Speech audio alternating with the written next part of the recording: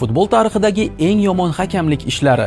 Agar kanalimizni kuzatib bormasangiz, bizni yana ko'rish ehtimolingiz juda kam. Lekin obuna bo'lgan bo'lsangiz tabriklaymiz. Bu yog'iga har kuni yangi bilimlarga ega bo'lasiz.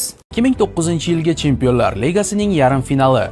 Chelsea Stamford Bridge'da Barselonani qabul qiladi. O'yinning 9-daqiqasida Michael Essien ajoyib zarba bilan hisobni ochadi. 25-daqiqada Didier Drogba darvozabon bilan deyarli 1-1 vaziyatga chiqib borayotganida Barselonaning chap qanot himoyachisi Erik Abidal tomonidan yiqitiladi. Hakam Tom Henning Evrebe buni qoidabuzarlik deb hisoblamaydi. Keyin 81-daqiqada Anelka Pikeni aldab o'tmoqchi bo'ladi, lekin to'p Pikening qo'liga tegadi. Hakam esa bu vaziyatga ham penalti bermaydi. O'yin yakunlanishiga 1 daqiqa qolganida Lionel Messi to'pni Andres Iniestaga uzatadi.